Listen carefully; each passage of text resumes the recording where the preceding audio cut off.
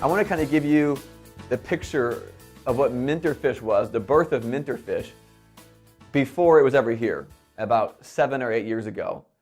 And because this story for me, the story of Mentorfish and how it came to be and what it is even today, was looked at by many, and I was told by many, it could never happen, it would never work, and you're crazy. I was told those very words. And it all began for me years ago. Many of you have heard me tell the story at our 2-day event. But years ago, when I was flying to Australia, it's a long, long flight, and I was thinking, you know, I love my career. I was about 7 years into my career. I was speaking, traveling, owned some businesses, I was consulting, and I thought to myself, you know, my career looks exactly how I thought it would look. It looks exactly how I thought it would look. But yet, there was still something missing. You know, I was being booked, I was flying around in great airplanes, being picked up by great people, being entertained, making a decent living, all these great things, but yet something still felt empty. Well, man, I was doing a circuit at that time. People were contracting me to speak on different stages or different companies or for different products and different kinds of things like that.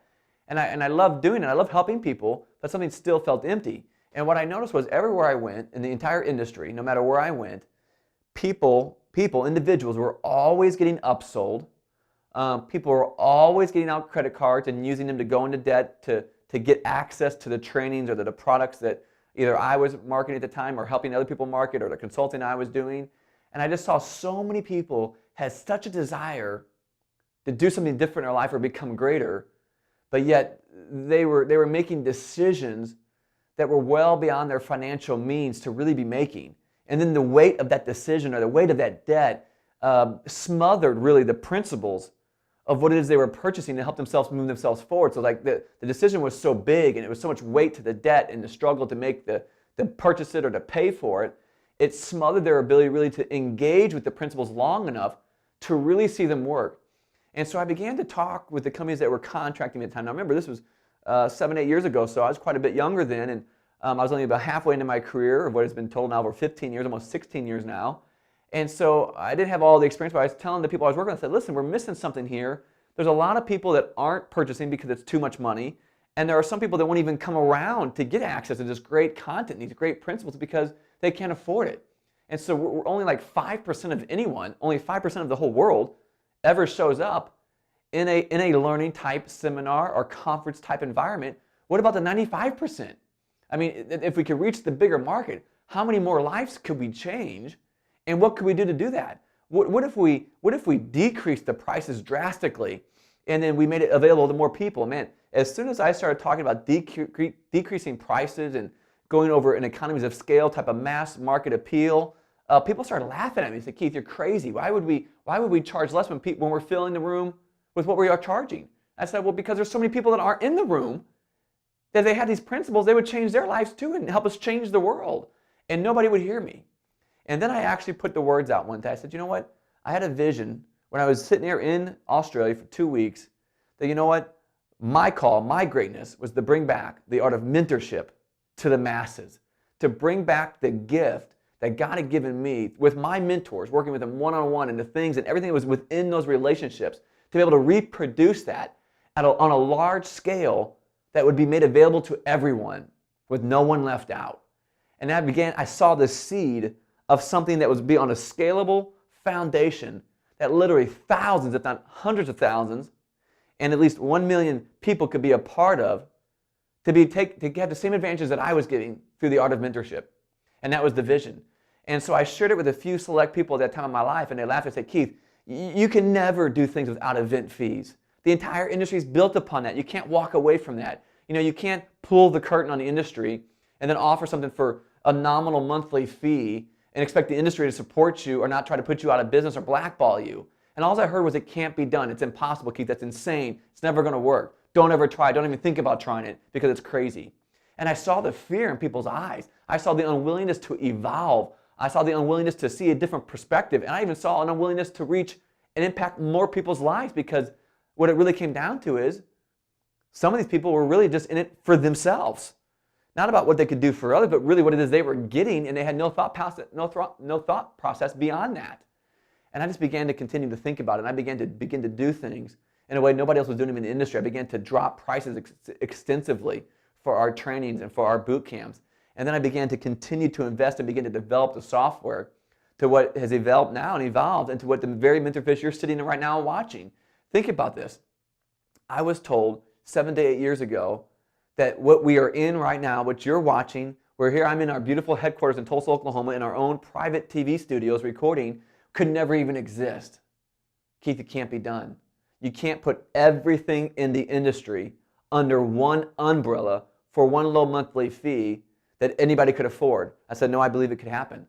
I believe that if you're about serving people, if you're truly about serving people, and you truly deliver value, and you're not trying to deliver a relationship so then you can upsell them to another relationship or develop them a great price point so that you can upsell them to a higher price point, if you're not manipulating people, if you're not pressuring people, I believe it could work. Because see, my industry, leadership and professional development, has a bit of a history and a reputation for running people's credit cards and running up debt in people's lives, strong-arming people, manipulating people, and continually upselling people to more and more expensive products because that's how they make their money. I said, what if we did something totally different? What if we went back to the heart of serving people, really about impacting people's lives and their families, and made it available to anybody and went to an economies of scale, which means thousands of people, hundreds of thousands of people, millions of people, I believe someday, versus individuals and charging more per individual, charge way less over thousands and millions and impact a generation. And that's what we begin to do. And so I began to develop software. I did invest hundreds of thousands of dollars into software and people and minds and infrastructure and trial and error and everything until one night came, not all that long ago, July 1st, 2010. I knew it was time. We've been developing the software, building it for years, getting ready to it.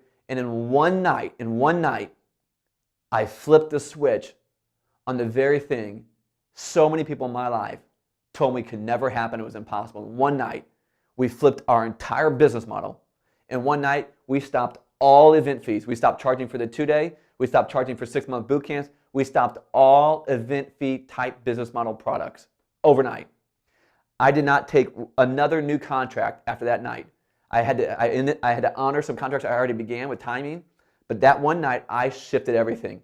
Everything was going to go into Mentorfish, a community of people built on a social media platform that people could be a member of and have access to everything they could find anywhere in our industry in one place, in the number one level of technology that everybody's using to communicate and use in their lives as a platform for connection, for connection in their lives and their relationships, social media. And we did it.